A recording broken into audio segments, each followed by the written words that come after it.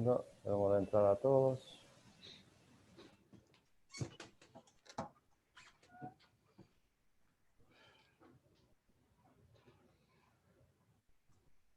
Yo la puse a grabar, estamos de acuerdo, ¿no?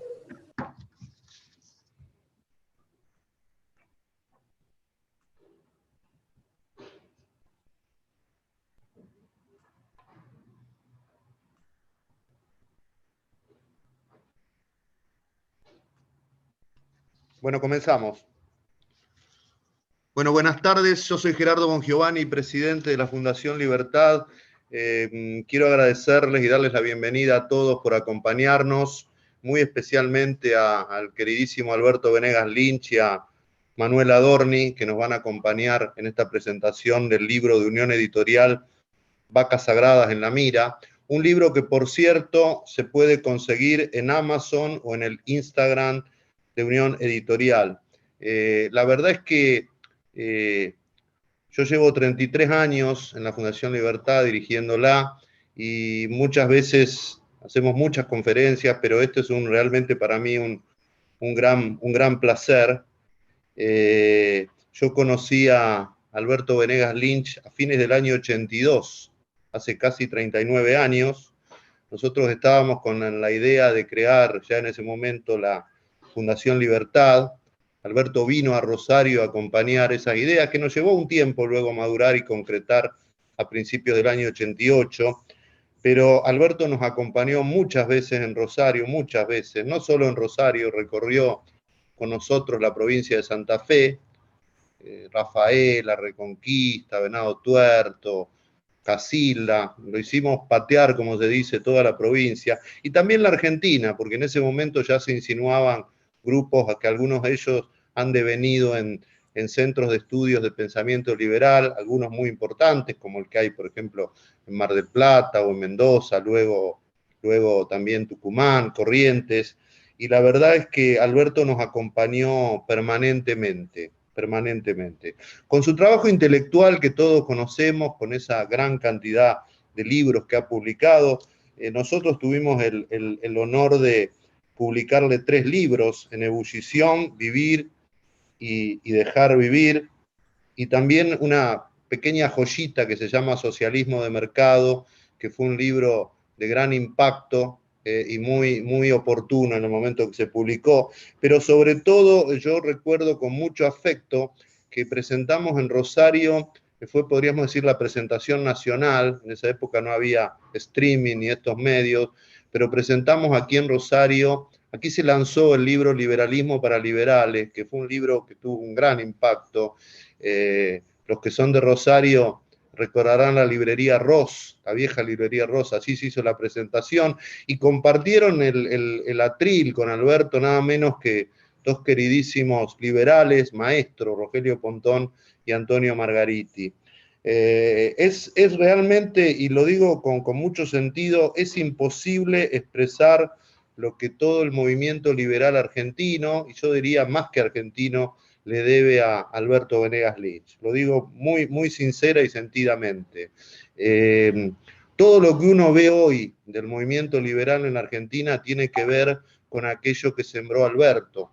Recuerdo la admiración que me provocó entrar por primera vez a SEADE, esa gran institución de la que luego tuve el honor de formar parte de su directorio, pero y ahí cuando uno veía en SEADE que estaban allí los hermanos Kachanowski, Eduardo Martí, Eduardo Zimmerman, Gabriel Zanotti, bueno, todo ese grupo fantástico que Alberto había creado ahí, y ver después el trabajo Ricardo Rojas, bueno, todo ese grupo que todos sabemos, y por supuesto estoy mencionando solo algunos, ese grupo extraordinario que se nucleaba allí alrededor de Alberto era el gran foco de irradiación de las ideas liberales de la Argentina, y tuvo un efecto práctico, ¿no? Dando la razón a aquello en el que creemos las personas que actuamos en los think tanks y en este mundo, de que las ideas tienen consecuencia. Todos esos grupos que se crearon en Argentina, muchos en el interior, en Buenos Aires, tienen el sello intelectual de Alberto, pero no solo el sello intelectual, no solo el sello intelectual, también el compromiso, el compromiso. Yo he dicho muchas veces, un poco en broma y más en serio, que la Fundación Libertad no existiría de no ser por Alberto Venegas Lynch, y hoy lo quiero repetir enfáticamente. Esta institución que creamos aquí en Rosario hace 33 años, que algunos creen que es una institución que funciona bastante bien. Yo siempre tengo dudas sobre el éxito que tenemos los liberales, porque se ve que tanto éxito no tenemos a jugar como está la Argentina, pero sí damos testimonios en tiempos difíciles. Y esta organización no existiría, lo afirmo esto categóricamente, no haber sido por la cordial insistencia, el apoyo y el afecto de Alberto, que siempre nos insistió en que organizáramos la Fundación Libertad, pero no solo nos insistió, se comprometió, vino cuantas veces hizo falta, habló con gente para que viniera. Recuerdo, por ejemplo, que conocí allí en SEADE a Ezequiel Gallo, que fue otra persona que nos ayudó muchísimo, y a otros tantos amigos, ¿no? Realmente creo que es imposible expresar, y quiero hacerlo en este momento, todo lo que le debe el movimiento liberal a Alberto, que seguramente se enriquecerá más con este nuevo libro, Vacas Sagradas en la Mira. Nosotros tuvimos oportunidad de darle nuestro homenaje, le dimos el Premio Libertad en su momento aquí en la Fundación, y también le dimos un homenaje muy importante que en ocasión de la reunión de la Mont Pelerin Society en Buenos Aires hace 10 años, la única reunión de la Mont Pelerin que hubo aquí, también una organización en la que Alberto tuvo mucho que ver, y también en esa reunión de abril del 2011 Alberto nos ayudó mucho, se comprometió mucho, fue una persona clave para que esa reunión que convocó a tantas ilustres liberales pudiera realizarse en Buenos Aires. Así que también allí pudimos darle un homenaje. Yo realmente creo que en esta historia de vida que cada uno tiene, y la mía ha estado muy involucrada a la Fundación y a intentar defender de la manera que uno puede la idea de la libertad.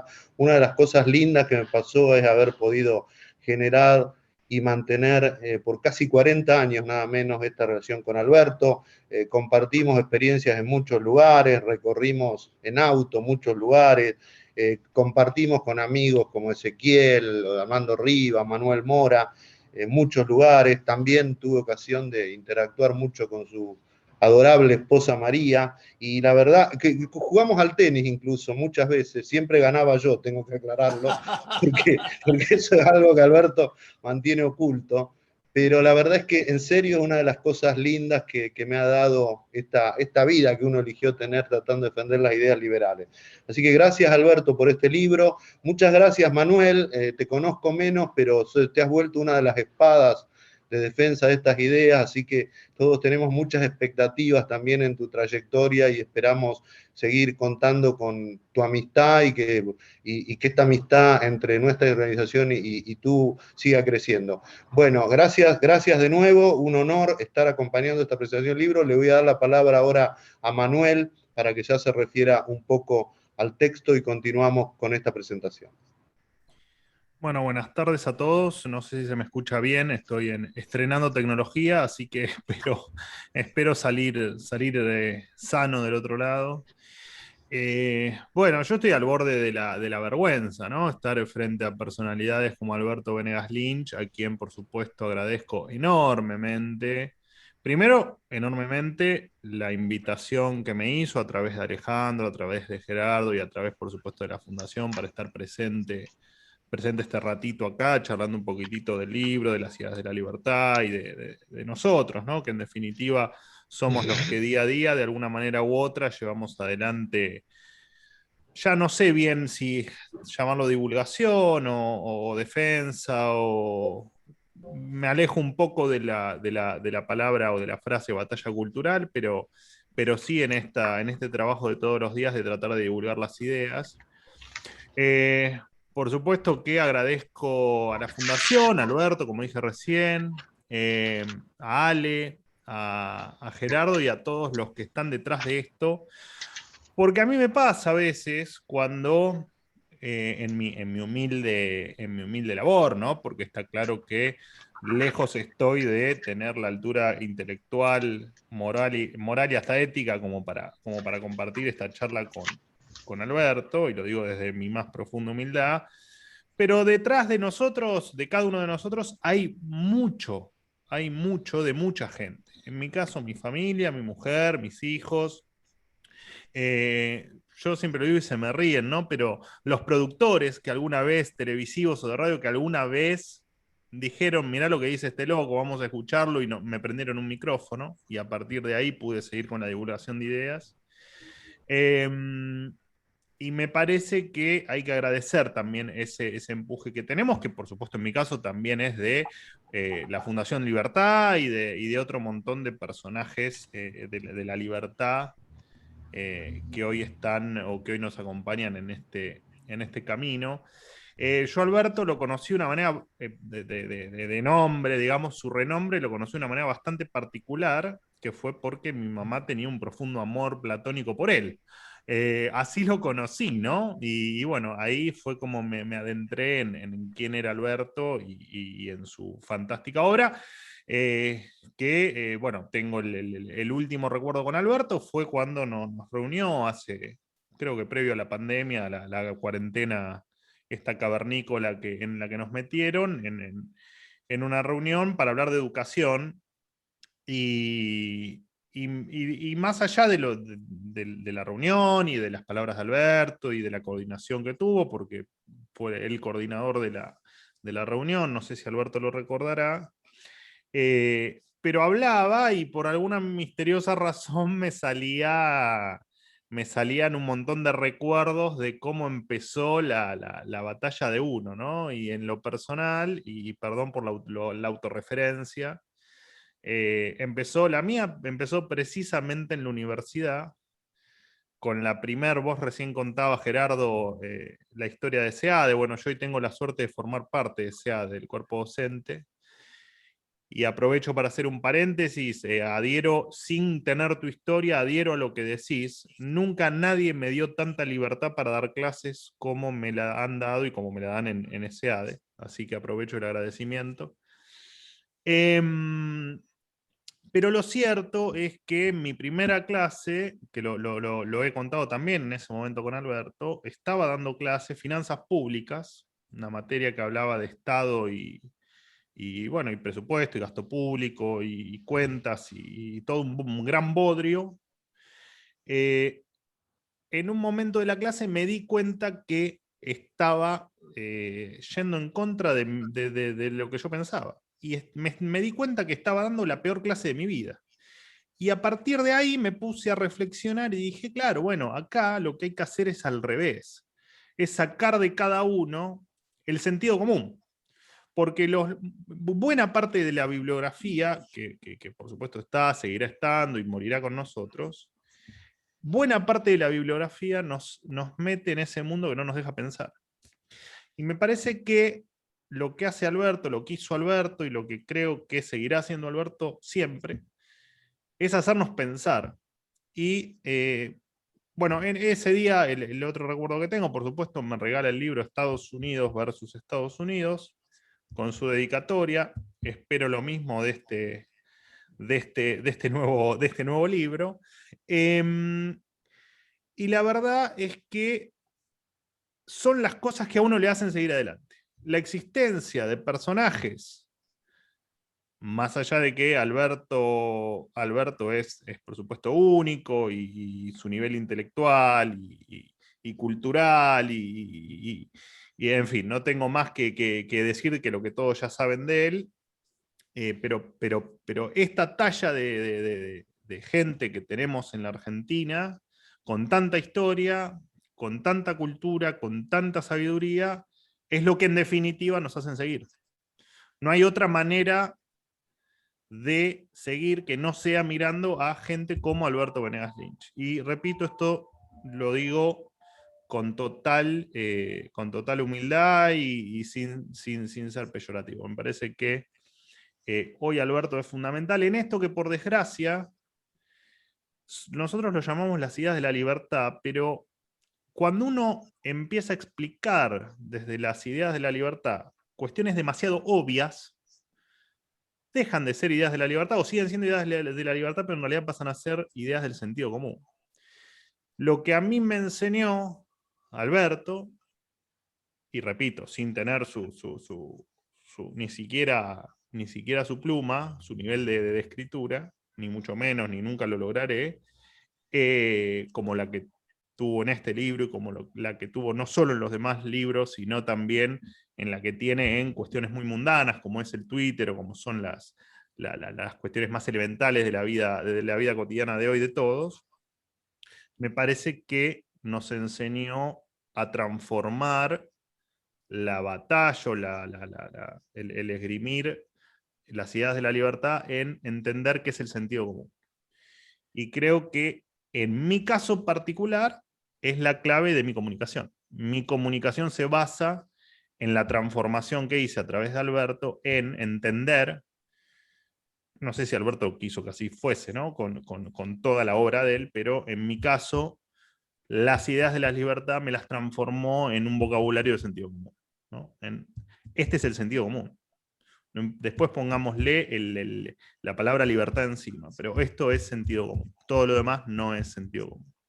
Así que la realidad es que esto, primero, más allá del honor que tengo en estar acá, en que me permitan hablar de estos minutos, en haberme invitado, por supuesto, en un montón de gente que probablemente haya tenido mucha más historia para estar acá, mi mejor presentación de este Vacas Sagradas en la Mira no es ni más ni menos que reconocer a Alberto como la figura o el mayor exponente de la libertad, que para mí es el sentido común en la República Argentina.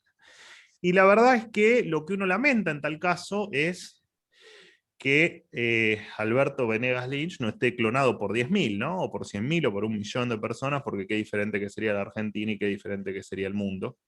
Así que yo no tengo más que agradecer. Ojalá, ojalá, ojalá que Vacas Sagradas en la Mira sea el último de los libros, el último de los escritos, pero también el primero de otro montón que vengan por delante, porque a veces uno no se da cuenta, porque yo desde mi reducto de la nada misma, incluso a veces no me doy cuenta, el cómo uno impacta en las ideas, impacta en la sociedad, impacta en lo que viene hacia adelante.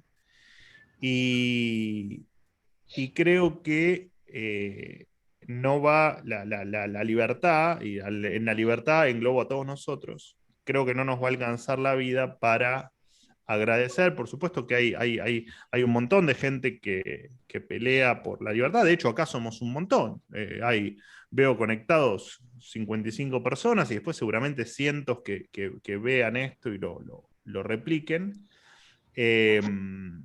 Estamos detrás de la palabra libertad, pero creo que Alberto ha hecho mucho, creo que sigue haciendo mucho y me parece increíble que cuando uno lo ve, incluso detrás de un monitor, uno se dé cuenta, más allá del libro, digamos, que por supuesto fue la excusa para juntarnos hoy, pero más allá del libro, uno cuando lo ve entiende que va a seguir este camino de divulgación, no me gusta la palabra lucha, pero de lucha y de empuje de las ideas de la libertad eh, para intentar un mundo mejor, porque no solo la Argentina, por supuesto en el caso de Alberto, sino un mundo mejor. Así que lo mío es simplemente un agradecimiento, una emoción de estar acá y un honor, como le dije creo que me escribió Ale para estar acá, un honor para mí estar en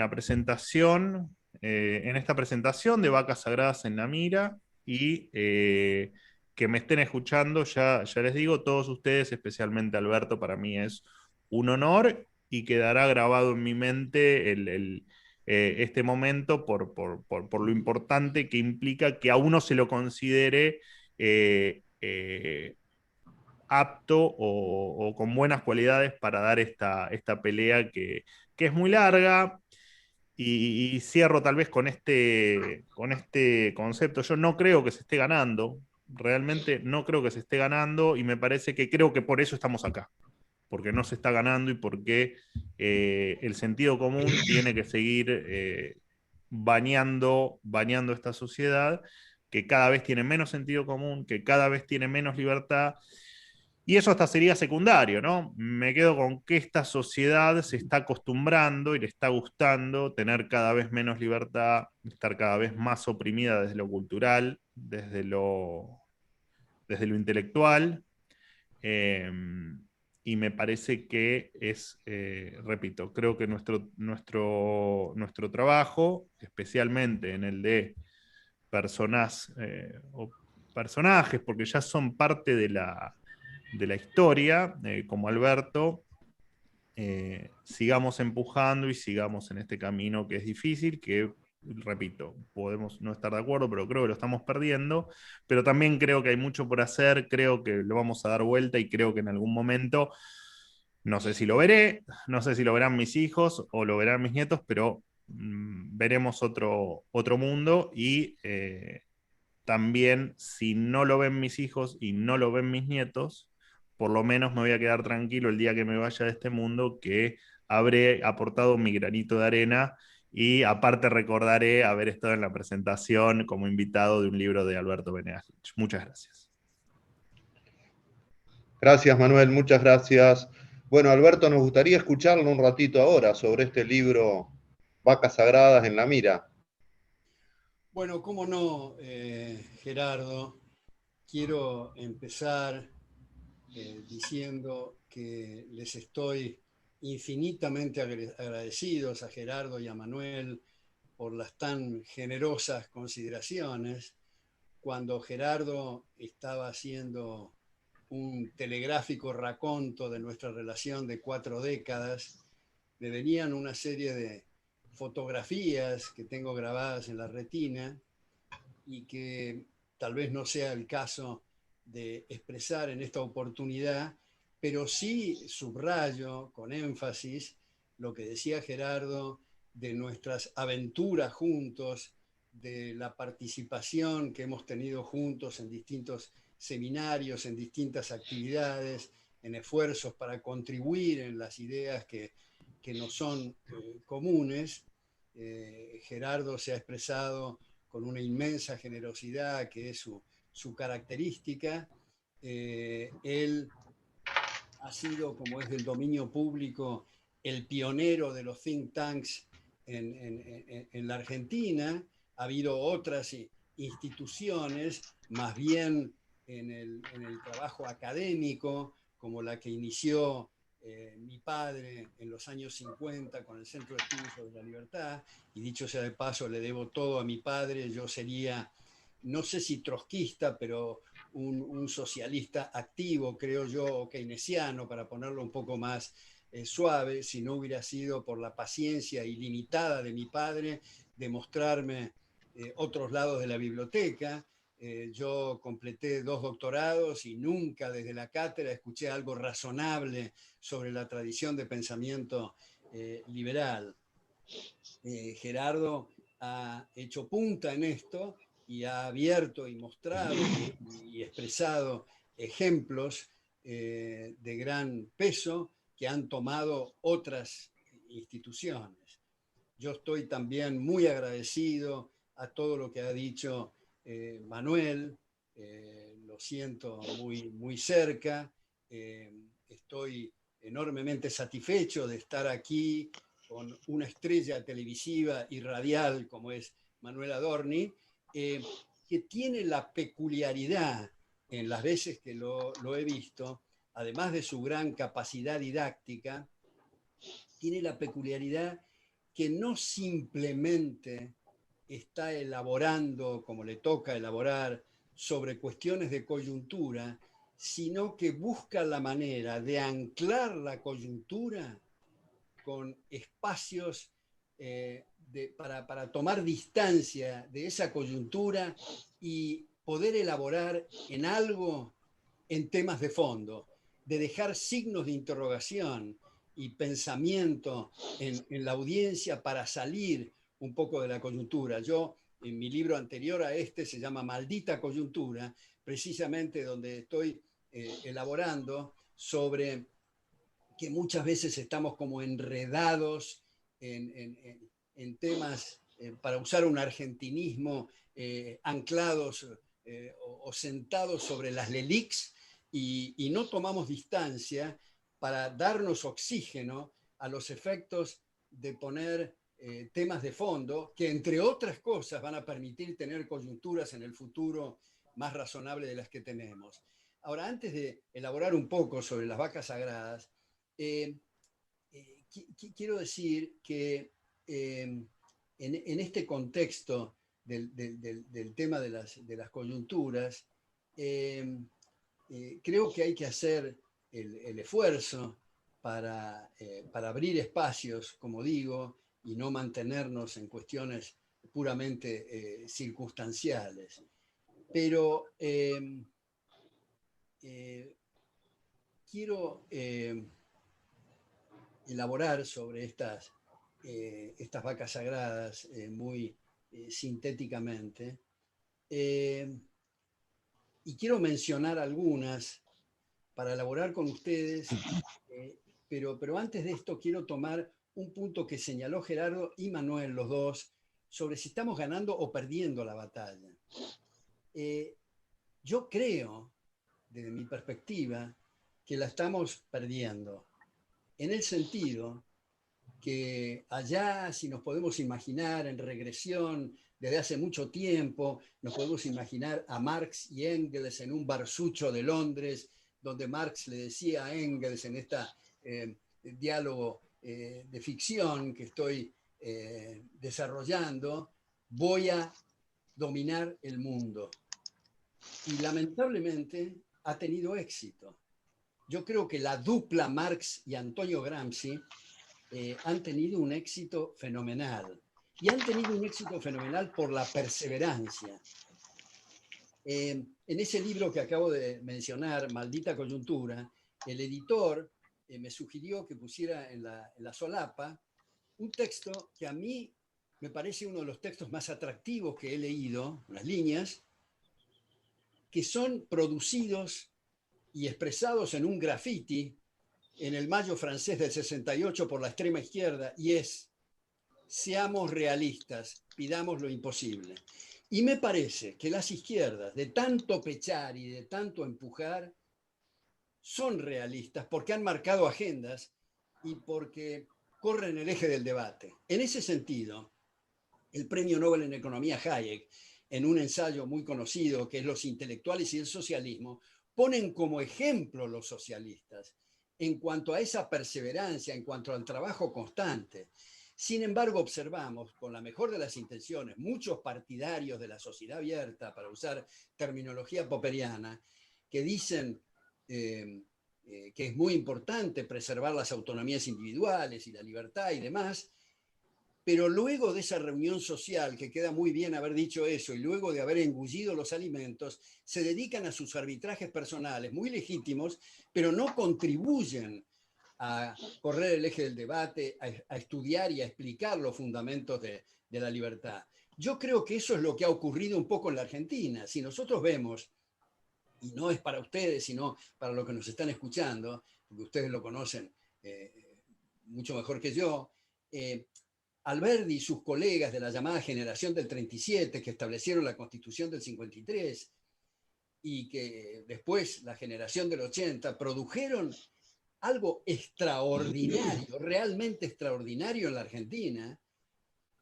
Fuimos la admiración del mundo hasta el golpe fascista del año 30 y mucho más a partir del golpe militar del 43, que todavía estamos en los tumbos en el mismo asunto. Y acá quiero poner una reflexión de otro premio Nobel que ustedes conocen muy bien, que es Milton Friedman, en un trabajo que produjo con su mujer Rose, Milton y Rose Friedman, donde dice: cuando uno va a analizar la historia de los acontecimientos, no hay que mirar la superficie del mar, sino que hay que zambullirse y mirar con atención las corrientes subterráneas. Y eso es lo que pasó en la Argentina, en el sentido que muchos de los hijos y descendientes de aquellas generaciones que acabo de mencionar pensaron que por el hecho de tener ese apellido y ser descendientes de estos prohombres, si me permite la expresión, era suficiente. Y no habían estudiado. Y mientras, para seguir con lo de Friedman, en las corrientes subterráneas, aparecieron los CEPAL, los Keynes, los Marx, los socialistas, los estatistas, etc. Y cuando se produjo la confrontación, esos supuestos defensores de la sociedad libre no tenían nada que responder.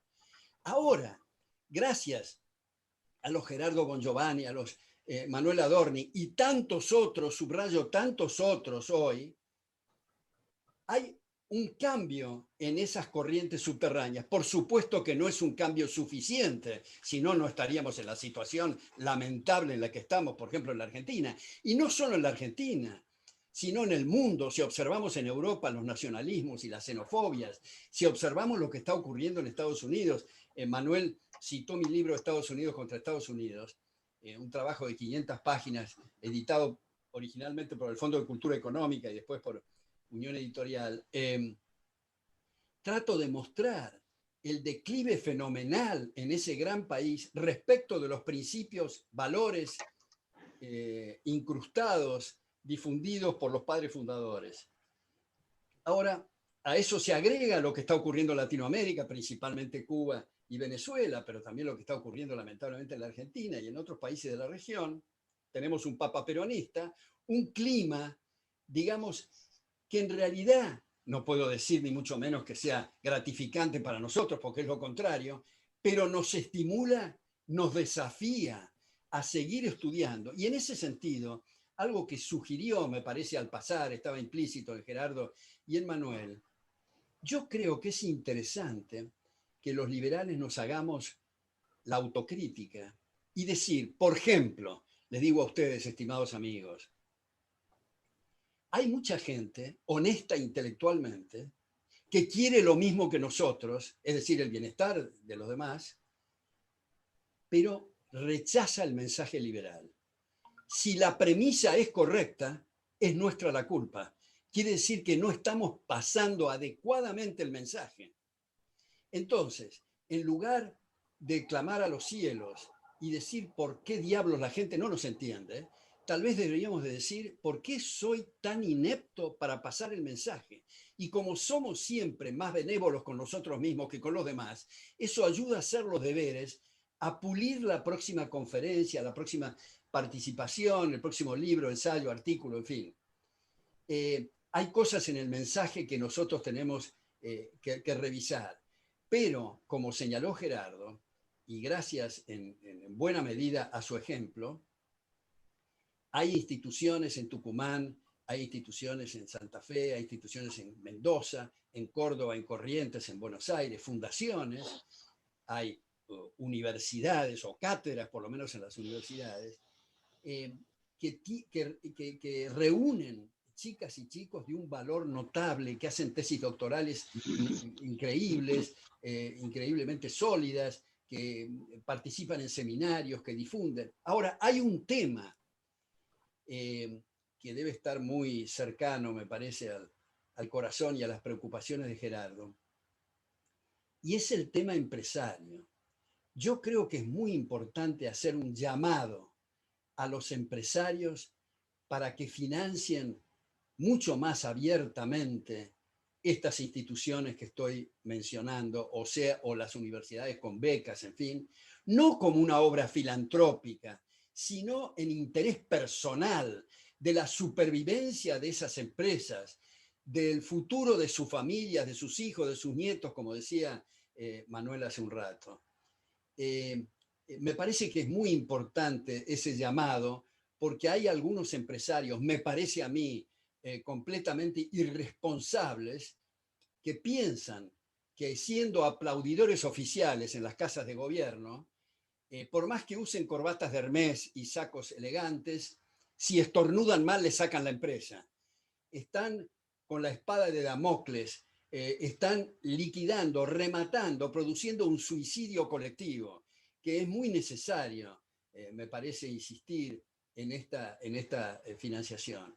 Bueno, habiendo hecho esta pequeña, no tan pequeña introducción, quiero referirme, aunque sea telegráficamente y en una cápsula, a este libro, Vacas Sagradas en la Mira, para señalar algunas vacas, y me gustaría la opinión de ustedes o las críticas. Yo tengo un latiguillo en mis clases. El primer día de clase yo digo que si a ustedes les parece que es claro lo que estoy diciendo y comparten lo que estoy diciendo, les pido especialmente que hagan de abogado del diablo, porque el ejercicio del abogado del diablo y la crítica hace ver que a veces algo que prima facie es claro, resulta que cuando empezó el debate no era tan claro y había que pulir muchos aspectos. Entonces lo mismo digo ahora para ustedes en esto que voy a señalar de estas vacas sagradas. Muy rápidamente las paso a las principales, ¿no? Yo hace un rato estaba dando una charla en la Universidad SEMA hablando de educación, así que no me quiero repetir con el tema educativo, que es muy central desde luego, pero sí quiero señalar, por ejemplo, cosas que, y esto es lo que decía de la opinión de ustedes, que creo que algunos liberales o algunos partidarios de la libertad pretenden hacer bien algo que está mal. Lo ilustro rápidamente con lo que hablaba esta mañana o ahora a mediodía en la Universidad del SEMA con la educación, de decir, hay liberales que pretenden tener un buen ministro de Educación y Cultura, o sea, una buena Gestapo que imponga estructuras curriculares, pero buenas, en lugar de comprender que el proceso educativo es un proceso de puertas y ventanas abiertas, que tiene que traer mucho oxígeno, que las auditorías cruzadas son muy importantes, que es un proceso de prueba y error en un contexto evolutivo, que nadie tiene la precisa respecto de la mezcla de materias. Bueno, así hacer bien las cosas que en realidad están mal, lo ilustro con lo siguiente. Hace algún tiempo, antes de este zafarrancho viral, en una comida de un amigo que tiene la ventaja de hacer comidas que son como seminarios, esto es, la gente habla por turno y no como las reuniones sociales donde el tartamudeo no permite distinguir qué es lo que se está diciendo. En esa oportunidad recuerdo que un muy amigo, una persona excelente de un medio gráfico, de prensa gráfica, se quejó amargamente por la distribución injusta, dijo, de la pauta oficial. Y acá viene la vaca sagrada. Yo le decía a este amigo, yo creo que el tema no es la distribución injusta de la pauta oficial, sino la existencia de una agencia oficial de noticias, que es algo típico de un régimen autoritario y que lo hemos naturalizado. Entonces, decimos en el caso argentino, si hay un buen gobierno, tiene que haber un buen director de TELAM. En realidad, habría que disolver TELAM. Y si los gobernantes tienen algo que decir, que lo digan en conferencia de prensa o tercericen, pero no una agencia oficial de noticias. Primera vaca sagrada, al correr de la pluma. Segundo, vinculado a la cuestión de la prensa, que es tan importante, la libertad de expresión para poder aprender de los otros en este proceso donde las corroboraciones son provisorias, abiertas a refutaciones, donde tenemos que luchar denodadamente contra los dogmatismos y contra las llamadas ideologías, no en el sentido inocente del término de conjunto de ideas, ni siquiera en el sentido marxista de falsa conciencia de clase, sino de algo cerrado y terminado. Hace algún tiempo yo escribí en La Nación un artículo que se llama Liberalismo como anti-ideología, precisamente. Bueno, en el contexto este de la libertad de prensa, creo que es muy importante abrir el debate de la necesidad de producir concesiones en el espectro electromagnético a los efectos de evitar la figura de la concesión, que es otra vez una espada de Damocles sobre la libertad de prensa. Asignar derechos de propiedad al espectro electromagnético. Otra vaca sagrada, que ustedes lo han comentado muchas veces y debido a fenómenos y políticas recientes ha surgido nuevamente, es el tema del federalismo. Es de gran interés y muy pertinente rescatar la idea original de los padres fundadores en Estados Unidos del federalismo y comprender en el caso argentino que son las provincias las que constituyen la nación. Por lo tanto, son las provincias las que tienen que coparticipar al gobierno central y no el gobierno central a las provincias. Y todos los impuestos deberían de estar a cargo de las provincias, excepto la justicia federal, relaciones exteriores y defensa. Todo lo demás debería de estar en manos de las provincias. Ahora, ¿por qué esto? Por el tema de los incentivos. Hay 3 economistas, entre otros, que han escrito especialmente en el tema de los incentivos, que son Ronald Coase, el premio Nobel en Economía, Harold Demsetz y Douglas North, donde hablan de los incentivos. Imaginémonos un gobernador caudillesco, él, de una provincia, con ideas que no las compartimos, pero va a estar embretado en la siguiente situación. Tiene que tener cuidado que sus habitantes no se le muden a otra jurisdicción, primero, y segundo, deben estar atentos a tener políticas razonables para atraer inversiones. Si todo da lo mismo, si los caudillos van a teóricamente a pedir permiso al gobierno central, que tiene el sistema del látigo y la billetera, que muchos caudillos locales están conformes con eso, porque quieren que el trabajo sucio lo haga el gobierno central mientras el gobierno local gasta. Esto, igual que otras medidas, no pretenden la perfección, porque la perfección no está al alcance de los mortales, pero minimiza costos, mitiga problemas, incentiva en la buena dirección. Si realmente hay competencia entre las provincias, por lo tanto la presión tributaria tiene que ser razonable y por lo tanto el gasto público tiene que estar a niveles razonables.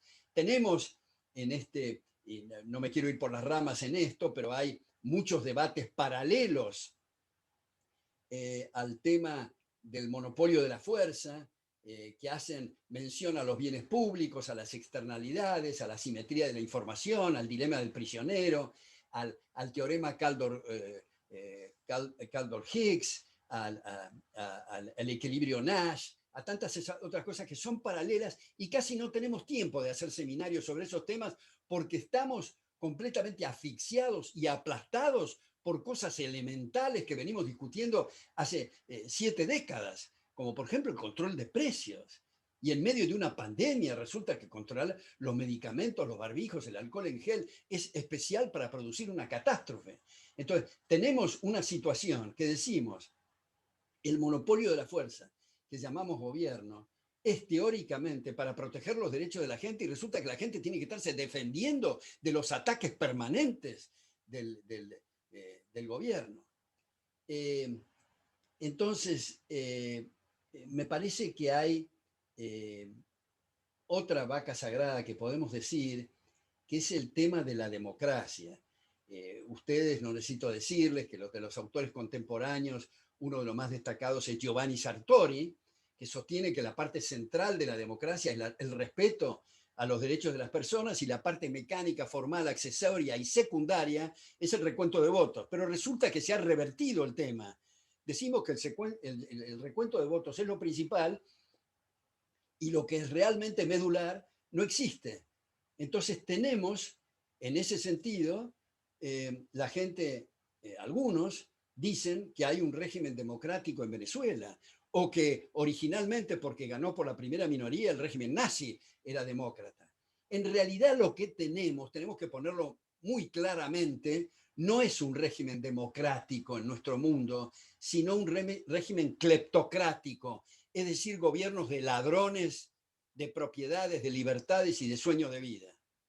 Entonces tenemos que trabajar las neuronas e imaginarnos y abrir otro debate, ¿qué podemos hacer para poner límites al Leviatán?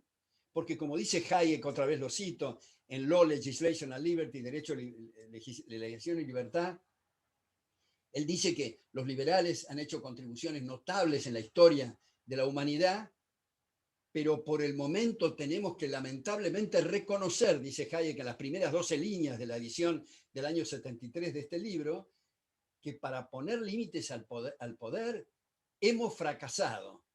Entonces, voy a sugerir ahora cosas que va a resultar a la audiencia chocantes, pero me parece interesante ponerlas igual, y si no les parece lo que voy a decir, piensen en otra cosa, pero no estemos con los brazos cruzados esperando el resultado de las próximas elecciones, porque dentro de poco, cito de nuevo a Manuel con respecto a los hijos y los hijos de sus hijos, dentro de poco vamos a convertir el planeta Tierra en un enorme gulag en nombre de la democracia, y es una cosa completamente pervertida.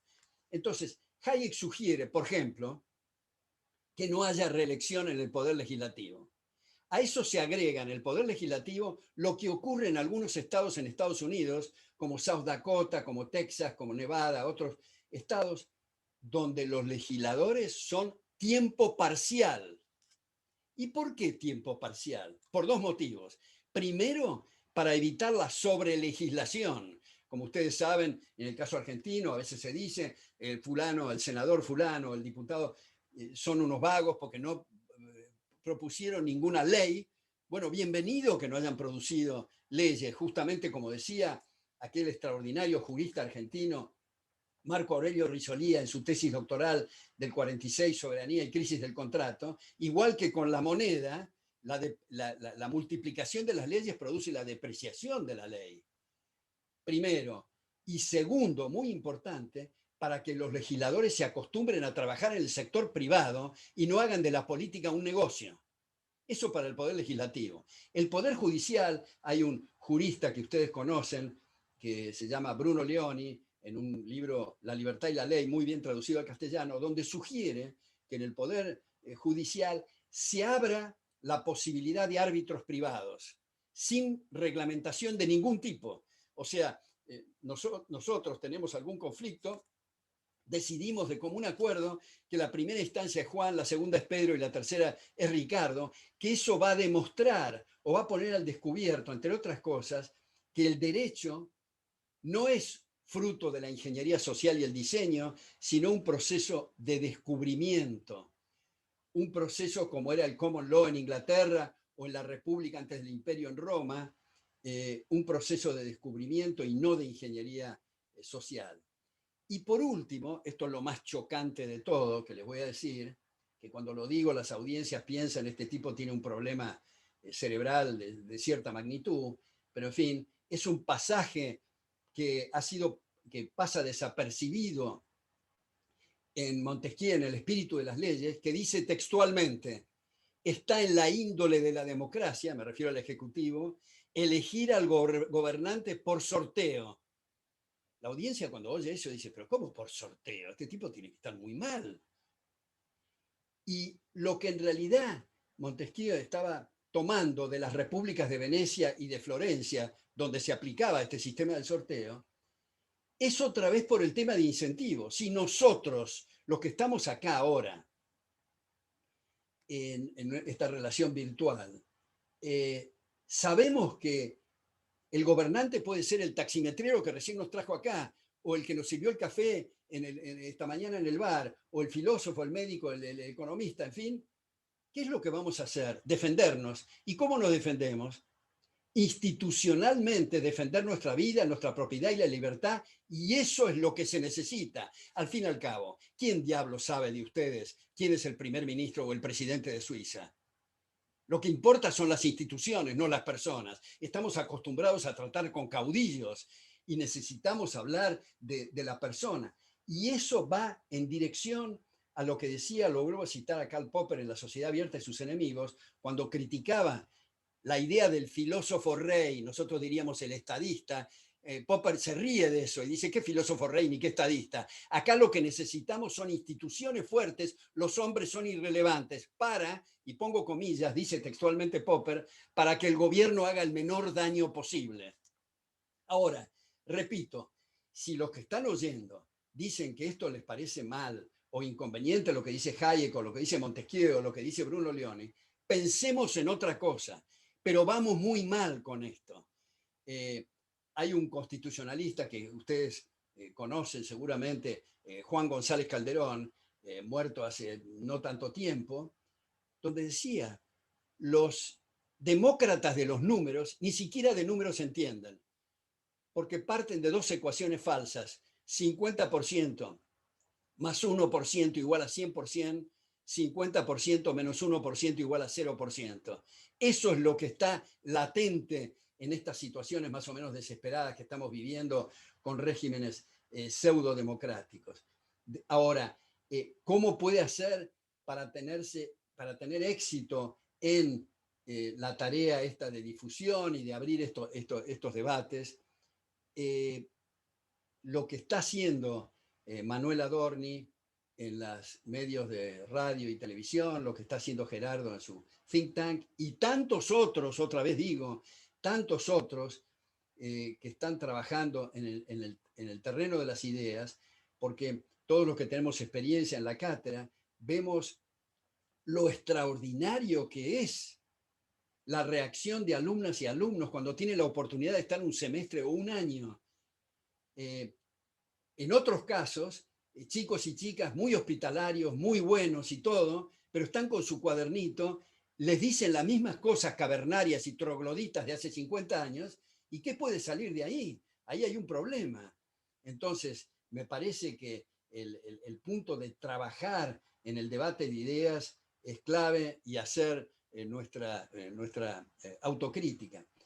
Otra cosa, y aquí termino porque no me quiero exceder en el tiempo, otra cosa que damos por sentada es la existencia de las embajadas. Las embajadas en las capitales más importantes del mundo, con palacios, con automóviles, con secretarias.